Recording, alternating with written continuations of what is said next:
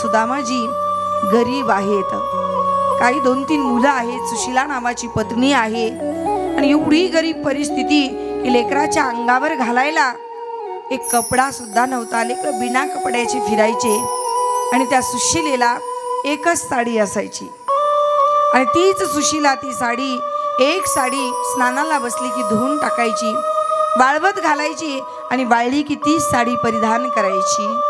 आणि एवढी दारिद्र्यता, रोज लेकरं भूक लागली भूक लागली भूक लागली म्हणून आईकडे रडत यायचे आणि त्या सुशीलेने रोज लेकरांना सांगायचं, बाळांनो आता पाणी प्या, तुमचे बाबा आले ना की तुम्हाला काहीतरी खायला आणतील, तोपर्यंत तुम्ही झोपून घ्या. आणि रोज सुशीला त्यांना पाणी पाजून झोपी घालायची. तिची ती दारिद्र्यता पाहणाऱ्याला सुद्धा पाहवत नव्हती. म्हणून कोणीतरी साधू त्या सुशिल्याजवळ आले आणि त्या सुशिलेला म्हणायला लागली, हे सुशिले, अगं काय ही तुझी दारिद्र्यता, काय ही तुझी गरिबी की पाहणाऱ्याला सुद्धा तुझी गरिबी पाहवत नाही ग सुशिला.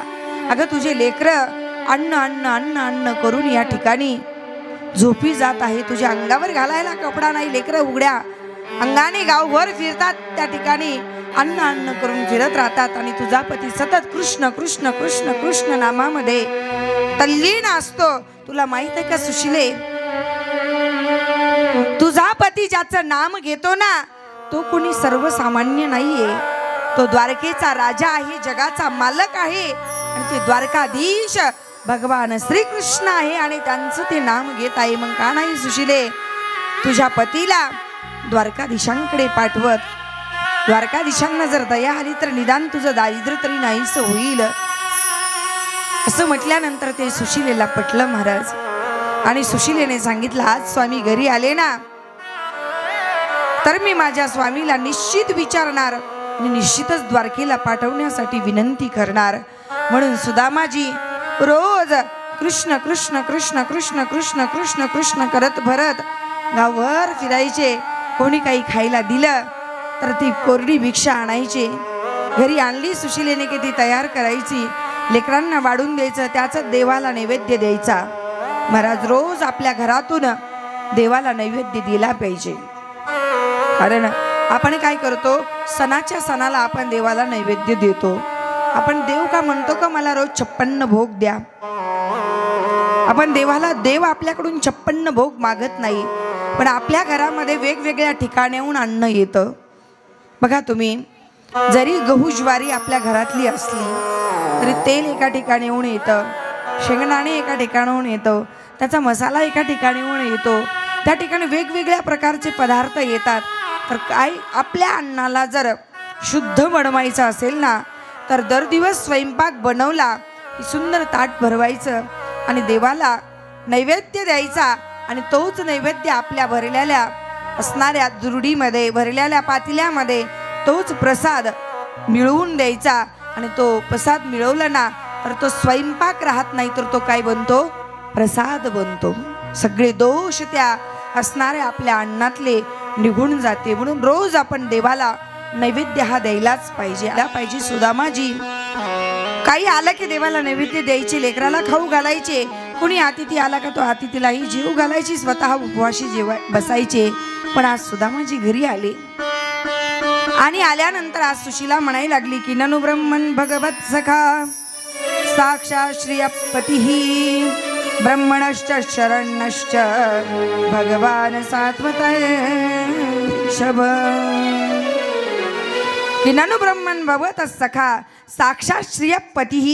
हे देवा, हे स्वामी, मी असं ऐकलंय म्हणे की भगवान द्वारकेचे राजे असणारे द्वारकाधीश भगवान श्यामसुंदर तुमचे मित्र आहेत आणि बालसखा आहेत आणि तुम्ही त्यांचं रात्रंदिवस कृष्ण कृष्ण कृष्ण कृष्ण भजन करत आहात. मग का नाही तुम्ही एकदा जाऊन भगवान श्यामसुंदराला भेट देऊन येत. सुदामाजींना ते पटलं. सुदामाजी म्हटले, बरोबर आहे तुझं सुशिले, मी माझ्या भगवंताला भेटायला कुठे गेलो अजून. अयम ही लाभो परमो उत्तम श्लोक दर्शन. हे देवी, तू आज मला आठवण करून दिली. इतक्या दिवस मी फक्त कृष्ण कृष्ण कृष्ण कृष्ण भजन करत होतो. मी जायला तयार आहे देवी, पण असा नियम आहे की रिक्त पानेर न गच्छत राजानाम देवताम गुरुः. देवाकडे जाताना, राजाकडे जाताना आणि मित्राकडे जाताना, गुरुकडे जाताना कधी रिकाम्या हाताने जायचं नसतं, काहीतरी त्या ठिकाणी घेऊन जायचं असतं. म्हणून सुशिले काहीतरी तू मला दे. आता सुशिलेच्या घरी काय होतं, जिची चूल महिला महिला पेटत नव्हती. सुशिला शेजाऱ्याजवळ गेली आणि शेजारण्याला म्हणायला लागली, शेजारणीला, की माझ्या पतीला द्वारकेला जायचं आहे, काहीतरी द्वारकाधीशांना प्रसाद म्हणून द्यायचा आहे, हो काहीतरी द्या, काहीतरी द्या. म्हणून सुशिलेला कुणी लवकर द्यायला तयार नाही. हात पाय पडून कोणीतरी महिलेने पाखडलेले असे एक मुठभर तांदूळ दिले, मोठी मूठ भरून. आणि त्याच तांदळातले आणून तिने छोट्या छोटे त्या ठिकाणी तुकडे बाजूला काढले, चांगले चांगले तांदूळ बाजूला काढले. असे छोटे छोटे मूठ भरून 3 मुष्टी तांदूळ बाजूला काढले.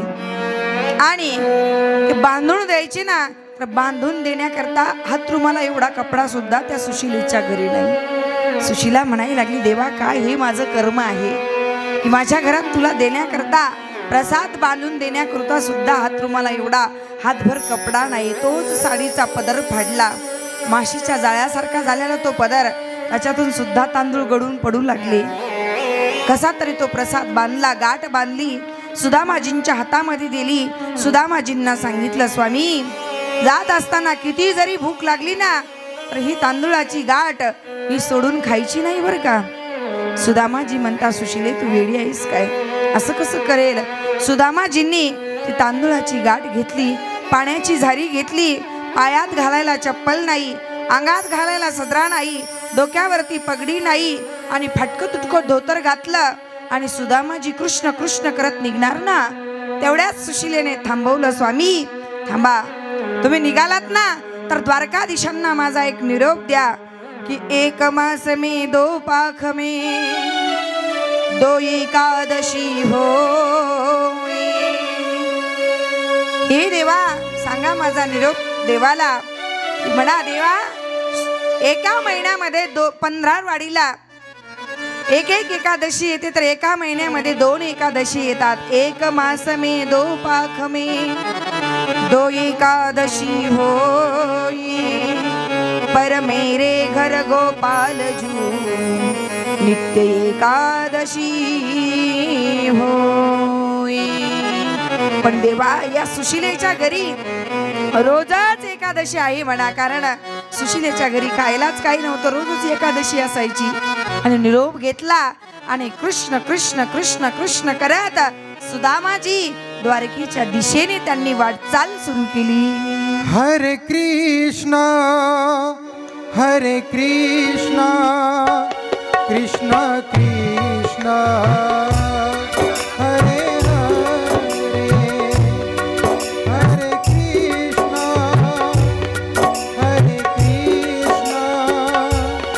कृष्ण रस्ता करा, रस्ता. हरे हरे, हरे कृष्ण हरे कृष्ण कृष्ण कृष्ण हरे हरे.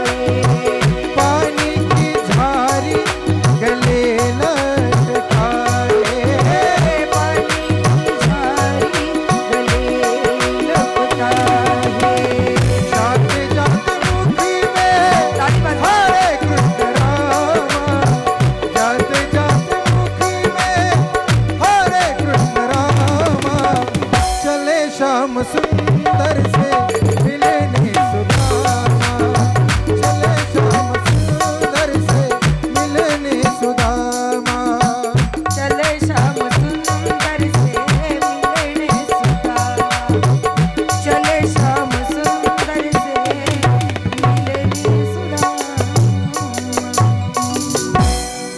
बोले द्वारकाधीश भगवान की जय। माझ्याकडे लक्ष द्या। चले श्याम सुंदर से मिलने सुदामा, जाते हुए मुख से हरे कृष्ण नामा, चले श्याम सुंदर से मिलने सुदामा।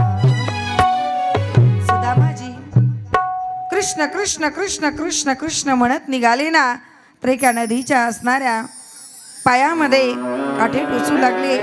उन्हाचा पहरा पडलेला आहे आणि तहान भूक लागलेली आहे. आणि सुदामाजी त्या ठिकाणी भगवंताला प्रार्थना करतात की भूक लगती है, प्यास लगती है, जिंदगी अब उदास लगती है, कैसे आऊं मैं द्वारिका तेरी, आस भी अब उदास लगती है. हाताम पायामध्ये कडे टोचता आहेत. तहानेने भुकेने व्याकुळ झालेली सुदामाजी संध्याकाळ झाली. एका नदीच्या काठावरती आले. एक नावाडी होता. त्या नावाड्याला विचारलं, बाबा तुम्हाला इथून माहीत आहे का द्वारका किती लांब आहे?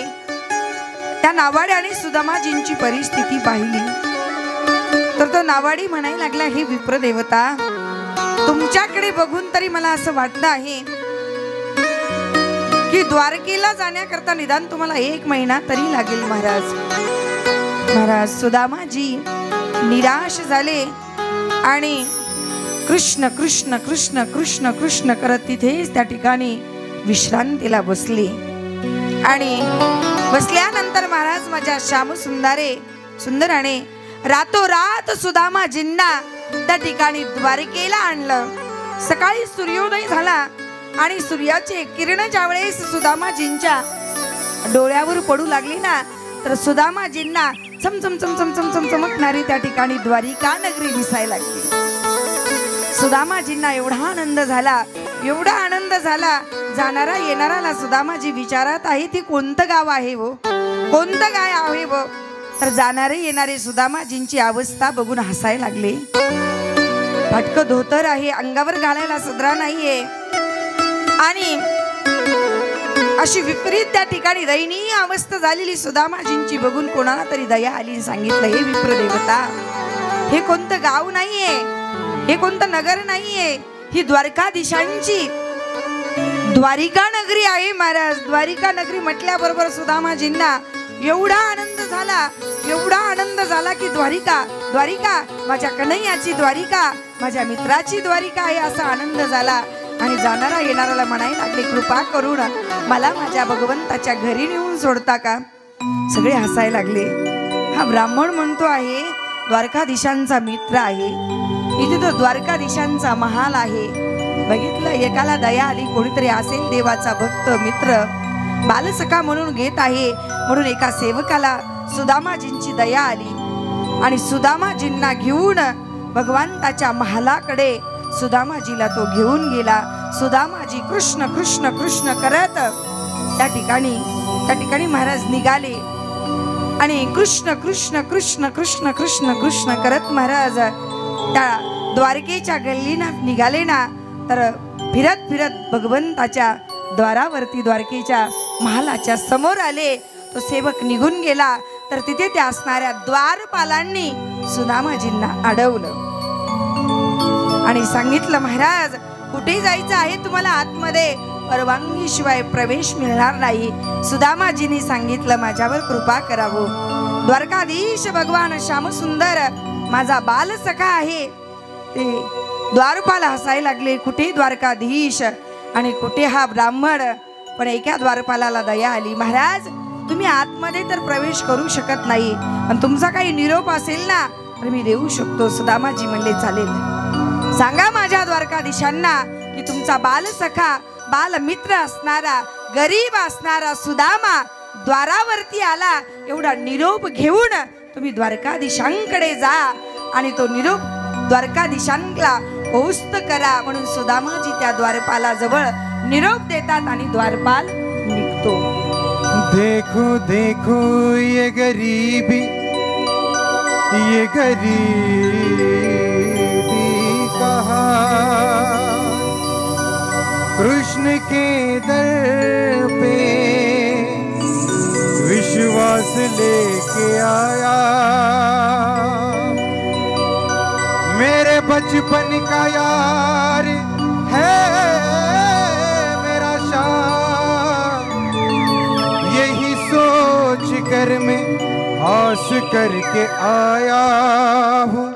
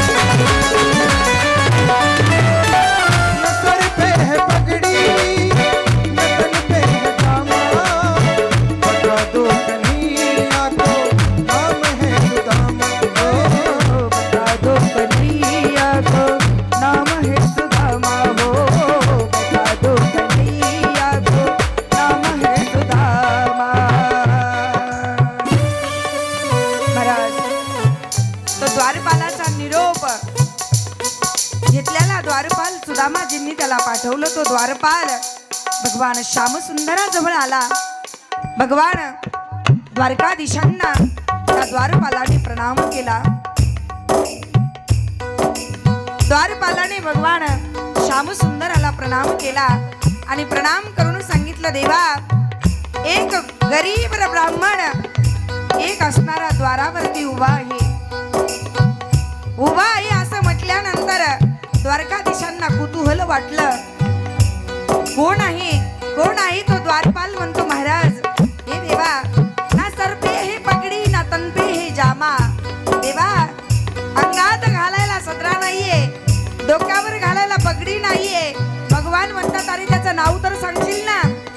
तर तो असणारा द्वारपाल म्हणतो, ना सर पे हे पगडी ना तन पे हे जामा, बतावत नाम अपना सुदामा. सुदामा म्हटल्याबरोबर भगवान उठले आणि पळायला लागले. सुनते ही दौड़े चले आए मोहन, लगाया गले से सुदामा को मोहन. वो सुनते ही दौड़े चले आए मोहन, लगाया गले से सुदामा को मोहन. वो सुनते ही दौड़े चले आए मोहन, लगाया गले से सुदामा को मोहन. हाय लगाया गले से सुदामा को मोहन. हुआ रुक्मिणी को बहुत ही अचंभा, ये मेहमान के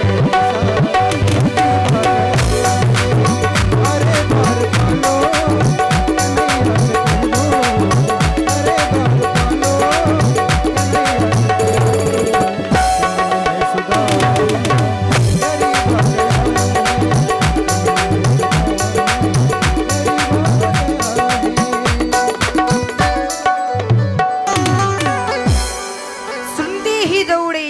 आई मोहन लगाया गले को सुदामा को मोहन. महाराज सुदामा म्हटल्याबरोबर माझे श्यामसुंदर धावत गेले.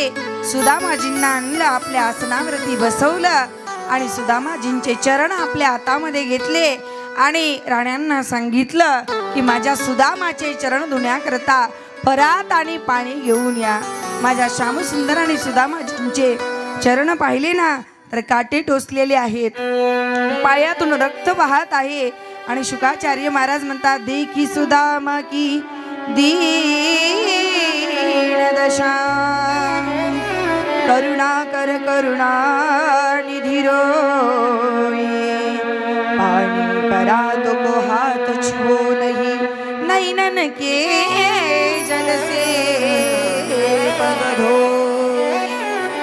महाराज माझ्या श्यामसुंदराने पाणी आणि परातीची सुद्धा वाट पाहिली नाही तर आपल्या डोळ्यांच्या अश्रूंनीच सुदामांचे काय धुतले, चरण धुतले. महाराज सुदामांचं स्वागत केलं, सुदामांची द्वारकाधीशांनी पूजा केली.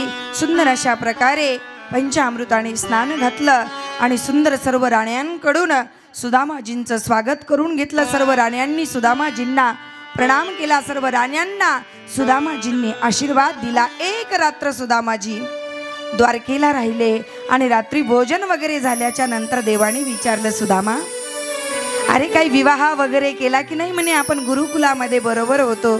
सुदामाजी म्हटले देवा हो केला ना देवा, विवाह केला ना. भगवान म्हणायची सुदामाजी आपण गुरुकुलामध्ये बरोबर होतो ना. सुदामाजी म्हटले हो देवा. सुदामाजी म्हणतात देवा क्षमा करा ना, त्याच तर असणाऱ्या चुकीची मी भोगत आहे. कारण सुदामाजीने गुरुकुलामध्ये काय केलं होतं की चोरून देवाला फुटाणे खाल्ले होते, फुटाणे. तर भगवंताने विचारलं मग सुदामा विवाह झाला तर वहिनीने मला काहीतरी खायला दिलंच असेल ना सुशीलेने. तर सुदामाजीने पंचपक्वान्नाचे भोग खाल्ले होते ना तर ती हातातली पोटली झाकून ठेवत होते. देवाने पाहिलं काय झाकवत आहेत, काय झाकवत आहेत. ती असणारी पोटली देवानी ओढली आणि त्याची महाराज भगवंताने गाठ सोडली. अरे सुदामा पत्रम पुष्पम फलम तोयम योमे भक्त्या प्रयच्छती. अरे माझ्या भक्ताने मला काही जरी अर्पण केलं ना तरी मला प्राप्त होत रे सुदामा. म्हणून भगवंताने त्या असणाऱ्या 3 मुठी असणाऱ्या पोही म्हणा तांदूळ म्हणा त्याच्यातली 1 मुष्टी तांदूळ उचलले आणि तोंडात टाकले आणि माझ्या देवाने संकल्प केला की मी माझ्या सुदामाला 1 लोकाचं राज्य काय करत आहे, दान देत आहे. सुदामाजीला कळू सुद्धा दिलं नाही महाराज माझ्या भगवंताने. आणि दुसरी मुष्टी तांदूळ घेतले ना तर रुक्मिणीने पाहिलं म्हणे या बाबाचं काही खरं नाही. पहिली मुष्टी तांदूळ खाल्ली तर 1 लोकाचं राज्य दान दिलं. आता दुसरी मुष्टी तांदूळ खाईल तर द्वारिका दान देईल, काही सांगता येत नाही. आणि तिसरी मुष्टी तांदूळ खाल्ली तर आम्हाला दासी म्हणून पाठवायला सुद्धा कमी करणार नाही. म्हणून दुसरी मुष्टी खाणार ना तेवढ्यात रुक्मिणीने हातावर हात मारला आणि सांगितलं देवा आम्ही 16,108 राण्या आहोत. रुक्मिणीने तो प्रसाद घेतला, सर्व राण्यांना वाटून दिला, स्वतः ग्रहण केला आणि सुदामाजी 1 रात्रभर थांबले. सुदामाजी दुसऱ्या दिवशी निघाले ना तर भगवंताने सुदामाजींना निरोप दिला आणि सुदामाजी कृष्ण कृष्ण कृष्ण कृष्ण करत आपल्या सुदामा नगरीमध्ये आले ना तर नगरी कुठं ओळखायला यायला लागली. चमचम चमचम चमचम चमकणारी ती सुदामा नगरी दिसायला लागली ना तर सुदामाजी त्या नगरीचं त्या ठिकाणी स्वीकार करेना. आपल्या घरी आले तर सुशीलेने सुंदर पैठणी साडी घातलेली, लेकरांच्या अंगावर कपडे, सुंदर स्वयंपाकाचा वास येत आहे. सुशीला पूजन करण्याकरता थाळी घेऊन आलेली आहे. सुदामाजी म्हणतात मला नको ही राज्य. भगवान परमात्मा लक्ष्मीला घेऊन द्वारकाधीश त्या ठिकाणी काय झाले, प्रगट झाले. बोलिये द्वारकाधीश भगवान की जय. आणि द्वारकाधीशांनी सुदामाला सुदामा नगरी दिली आणि भगवान अंतर्धान झाले. आणि नंतर मग सुदामाजींनी भगवंताची भक्ती करत करत त्या ठिकाणी गोलोक धाम काय केला, प्राप्त केला. बोलिये भक्तवत्सल भगवान की जय.